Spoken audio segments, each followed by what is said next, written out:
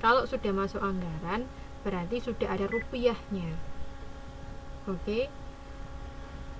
Dikalikan standar tarif upah tenaga kerja langsung.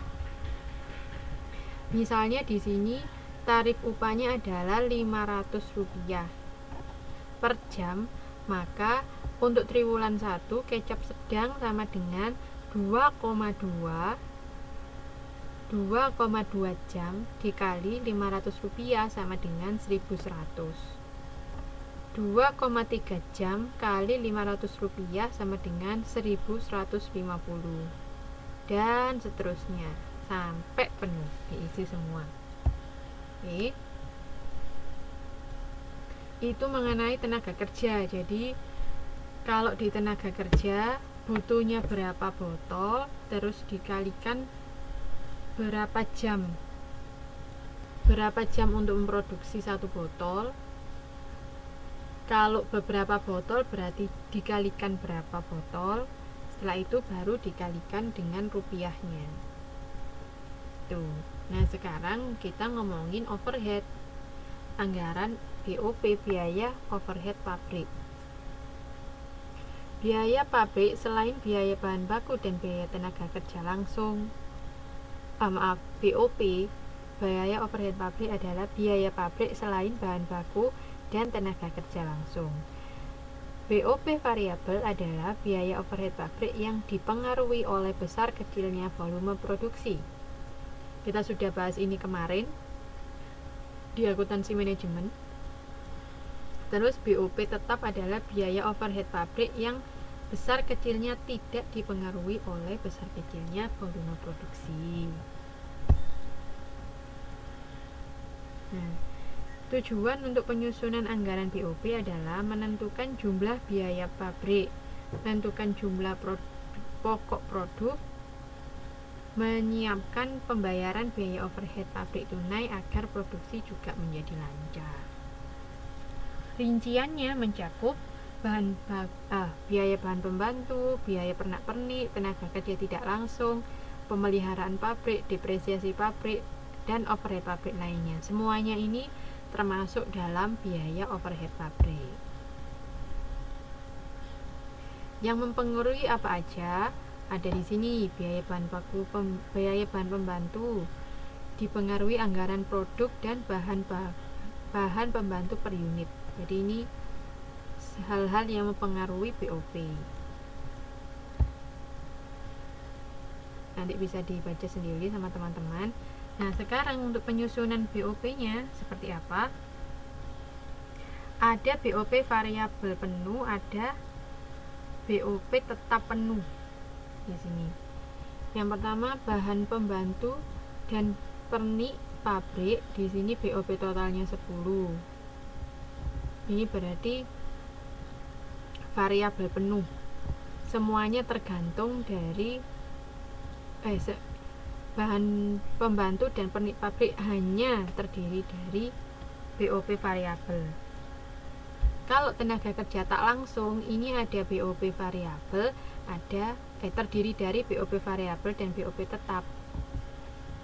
Begitu pula pemilihan pabrik, listrik, asuransi, dan lain-lain. Kalau depresiasi pabrik, dia hanya BOP tetap. Makanya disebut BOP tetap penuh. Itu. Kalau sudah dihitung semuanya, BOP total, BOP tetap, dan BOP variabel, terus per unitnya diketahui 20, per jamnya 200. Seperti itu. Kita lanjutkan dulu. Nah, di sini BOP variabel per botol adalah 68 dibagi 680 sama dengan 0,1 per jam.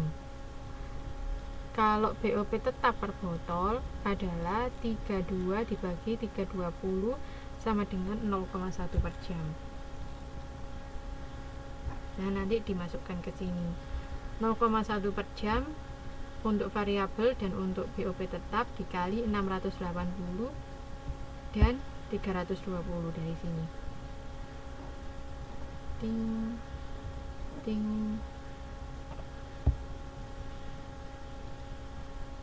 sehingga BOP per botol kecap adalah Rp100.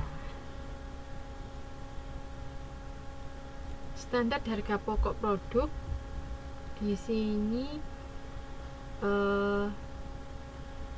setelah kita tahu bahan bakunya, terus tenaga kerja dan BOP, sekarang kita jumlahkan semuanya. Sekarang kita gabungkan semuanya, maka menjadi tabel 3.23. BBB kedelai 2 ons kali 100, gula merah 2 ons kali 60 sama dengan sekian, 320. Terus BTKL nya 0,1 jam, tadi kan sudah dihitung, dengan harga per jamnya adalah 500 sehingga menjadi 50. BOP variabel dan BOP tetap baru aja kita hitung sama dengan sekian, sehingga harga pokok per botol kecap adalah 470. Nah, ini untuk keseluruhan termasuk bahan baku, biaya tenaga kerja langsung, dan overhead. Ini kalau kita menggunakan metode harga pokok penuh. Kalau menggunakan harga pokok variabel, BOP tetapnya tidak dimasukkan, jadinya cuma 478. Jika harga jual per botol sama dengan 700, maka margin kontribusi sama dengan 700 dikurangi 438 sama dengan 262.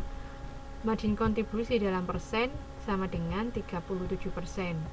Markup sama dengan 700 dikurangi 438 dibagi 438 sama dengan 59,82%.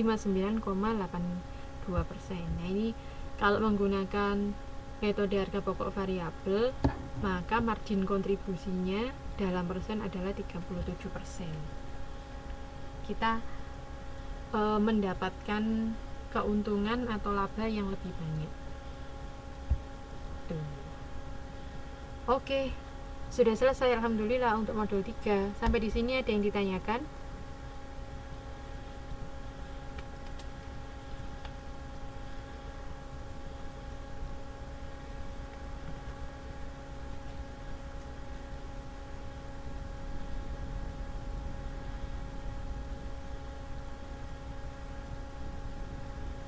Belum ada ya?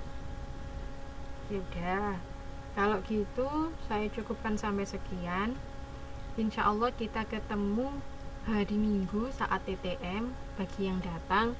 Kalau yang tidak datang, silakan nanti dilihat rekamannya. Oh iya, saya belum bisa upload ke YouTube karena ada sedikit gangguan di YouTube-nya UT, sehingga mungkin saya akan upload baru hari Minggu nanti bareng sama rekaman untuk TTM pada hari Minggu.